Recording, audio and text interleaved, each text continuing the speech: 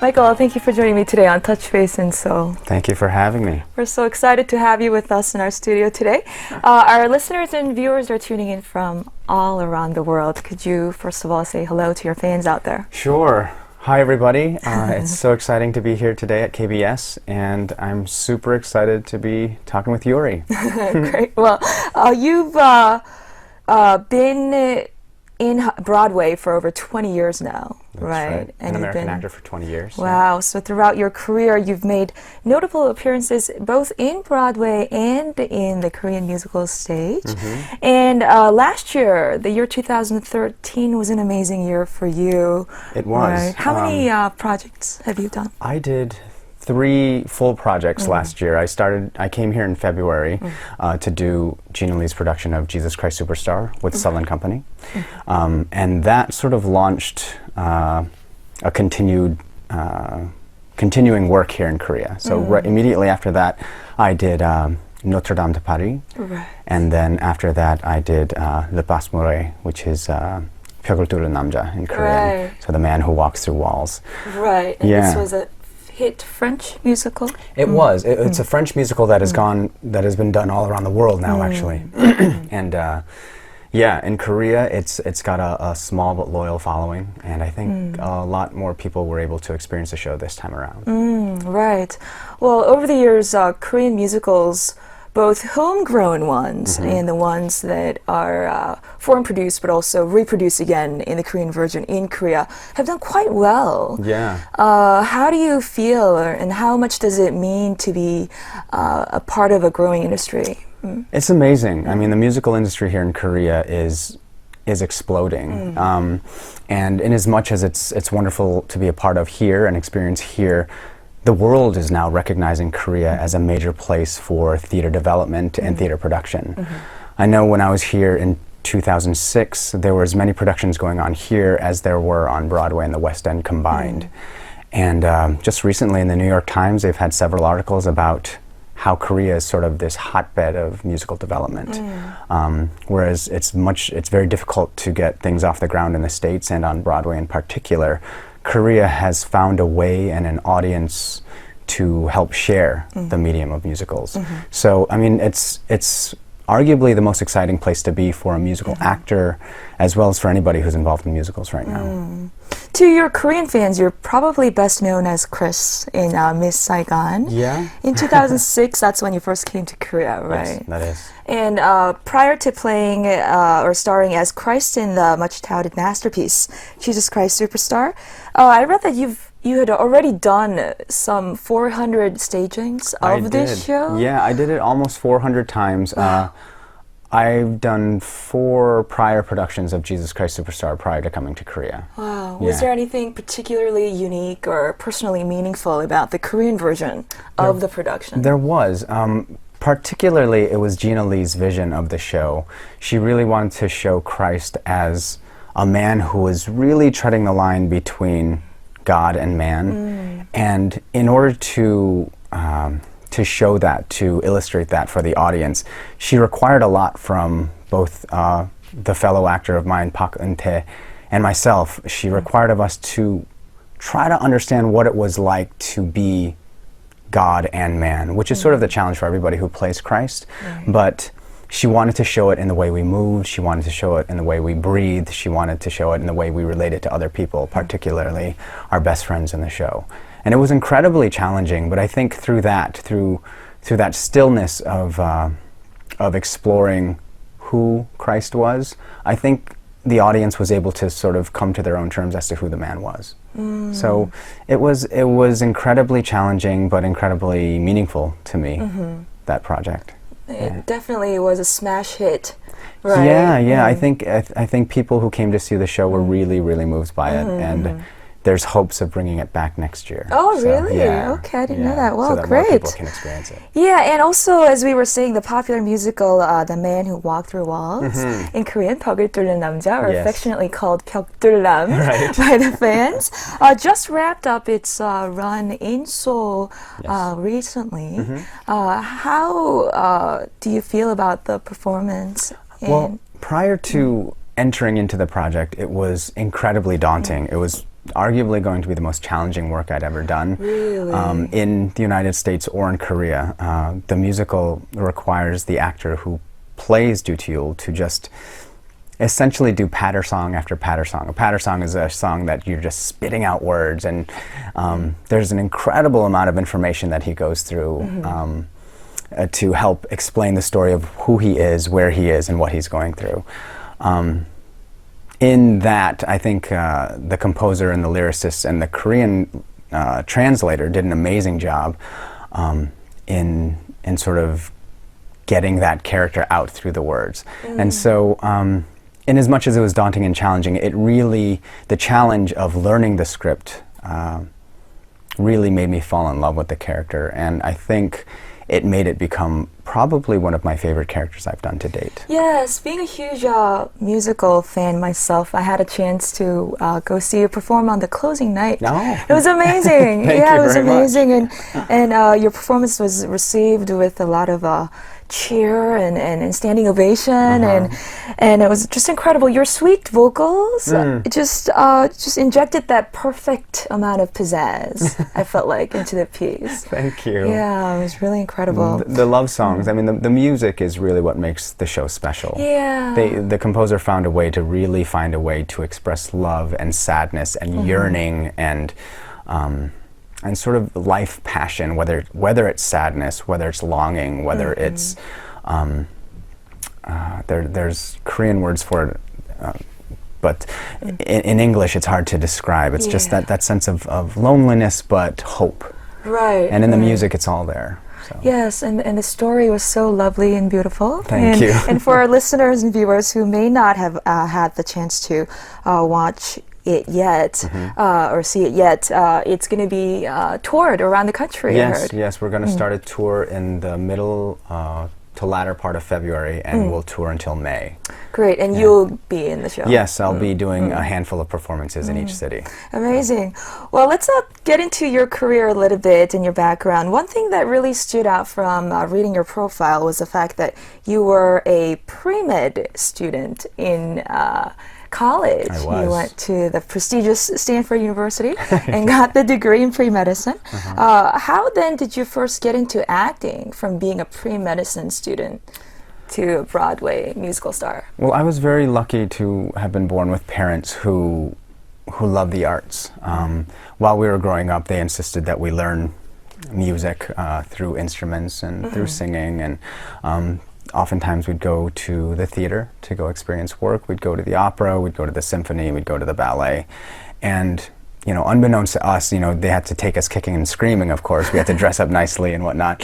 But while we were there, we were sort of, the idea of the classical arts and musical storytelling sort of infiltrated. I can't speak for my brother and sister, but for me, it must have infiltrated into my heart and soul, because it was something that I loved all throughout my childhood. And whether it be, being a 4-year-old boy reenacting Grease on the couch with a plastic leather jacket, or at the end of high school I was able to play the role of Joseph in the Amazing Technicolor Dreamcoat. And then, singing rock songs, being in a rock band, all of that had to do with musical storytelling. Going from pre-med to music, it was just something that was always in my soul. And so even when I was studying in high school, when I went to college and I thought I wanted to be a doctor, I'd always do side projects that involved music. In school, I was in a singing group called the Fleet Street Singers. At Stanford? At Stanford. And then, I did a handful of musical productions where I composed or acted or directed even. And then during my summer vacations, when I would do internships for cancer research institutes or whatever it may be for that summer, I found a way to take music lessons or singing lessons or acting lessons. So it was always a part of my life. I see. And so then one day the auditions for Miss Saigon were told to me. One of my best friends told me about it, and so on a whim I just went. And that started the journey towards becoming a musical actor. I was very lucky to be cast in it. Yeah. I mean, it's amazing for an Asian college student to land a leading role. Yeah, it was. Right? It was a dream come true in every sense. Exactly. I never dreamed that it would happen. I just, I told myself that if I went to the audition, enjoy the audition process. This is your one chance to be able to sing this music in front of the people who produce Miss Saigon. So, go in, relax, have fun, be yourself, and that's something that's really hard for people to do. I think the longer you're in this industry, the longer you're sort of conditioned as to what an actor is, and knowing or believing that, the pot of gold at the end of the rainbow. You start focusing on that, and you forget about the fact that it's about performing. You forget about the fact that it's about the journey and having fun, and remembering that it's about telling stories through singing, So when you're a naive college student just going on a whim to go to an audition, you don't even know about that. So you're able to sort of shine in your own natural way. Right. Which is something I think we all have to learn how to do again, instead of worrying about what's the outcome, you should just enjoy the process of what it takes to get to that outcome. Yeah. And over the years, you've led an amazing career. In recent years, you've been very busy splitting time between Broadway and Seoul. Yeah. When you first started working in Korea, did you face any difficulties? What were some of the greatest challenges? Well, the greatest challenge for me, I was born in Brooklyn and raised in Buffalo, so I'm American through and through, apple pie, more than kimchi, right? But the biggest challenge was the language for me. And so it was about having the people around me, surrounding myself with people who would be very patient and be very constructive as to how to help me say the right accent and dialect and whatnot. So once the language was overcome, the rest was pretty, I wouldn't say it's easy, but the challenges that every actor has. So all of the pieces that you've done in Korea, all the productions, all of your lyrics, your lines were in Korean, They right? were, All of your songs were in Korean. Yes. For Pyeokdulam. Yeah. How difficult was it? I mean, for a Korean actor, as you were saying, it's just, I don't know. Would you say the spitting of the patter songs. Yeah, pattering. patter songs. Yeah. It's incredibly difficult. I mean, not just Pyeokdulam, even the slower, sort of lovely lyrical songs. The key to being a great actor is to sort of to find a way to get the emotion out through your words, through the text or the music that you're given, to sort of attach a legitimate or sincere emotion to it. And if you're not aware of what you're saying, if you're not connected to the language, it's impossible to do. So for me, preparing for a Korean show requires probably 3 to 4 times as much time as it would a native speaker. In the same way that I think opera singers, when you're learning Italian or French or German arias, it's probably the same process. It's that challenge. It's incredibly challenging, but through that, I think I've become a much better actor and artist. Yeah, it must be very rewarding at the same time. It is. It's unbelievably rewarding. I'm very lucky. Very lucky. How, if at all, is working in Korea different from working in the States? It's very similar. It Is it really? I wish I could pinpoint certain differences. There are small differences like rehearsal times and double casting. In Korea, there's a system of multicasting where the lead roles have 2 or 3 actors playing them. In the States, when you're cast, you're single cast and you're expected to do all 8 shows a week. Aside from that, one of the wonderful things that I've learned here is that actors and artists transcend culture lines, and we all share the same spirit wherever you are around the world. And it's been incredibly comfortable and reassuring being here and experiencing that with my fellow actors and directors and artists here.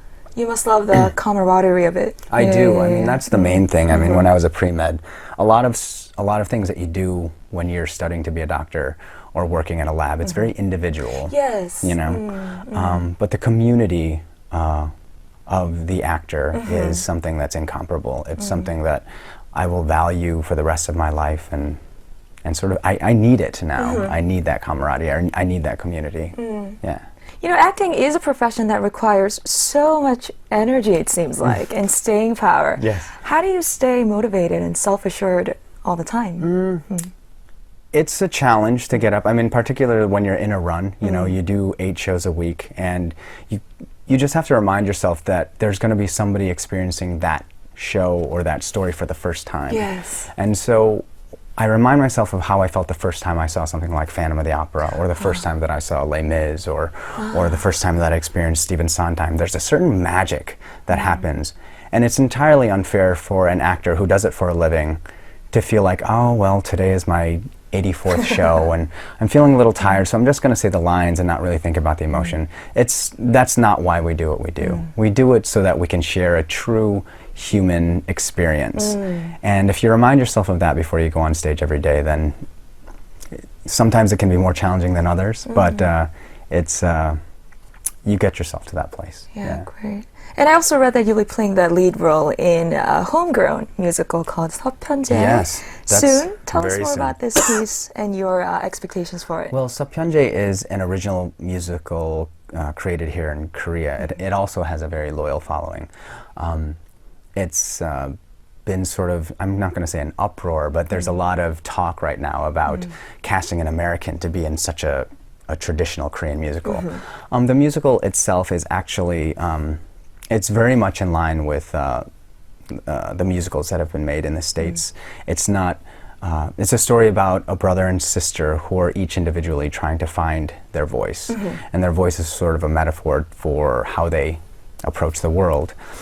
The daughter, the sister role, finds it through the traditional means of pansori and Korean traditional singing. And the son is unable to attach himself emotionally to that, and so he flees to America to find his voice, and he finds it through rock. Oh, yeah, really? a traditional American. Is this the modified version? It's a new version of Sapuyunje, okay. yeah. And so it's through that you see their relationship. Sort of, you know, when they're children, they have a relationship, but then it sort of disintegrates because they can't relate to each other properly.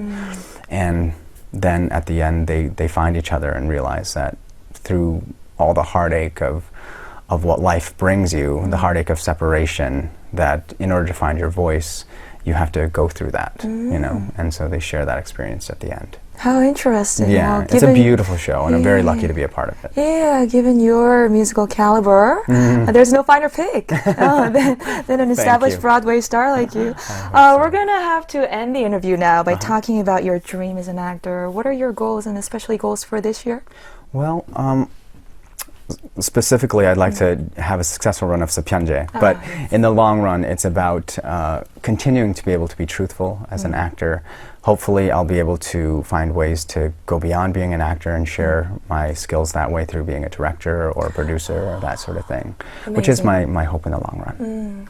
Well, great. All the best to you, Michael, with all of your endeavors and plans. And we really hope to see more of you in Seoul. Thank you very much. Thank I you. hope so too. Thank you for joining me today on Touch Base in Seoul.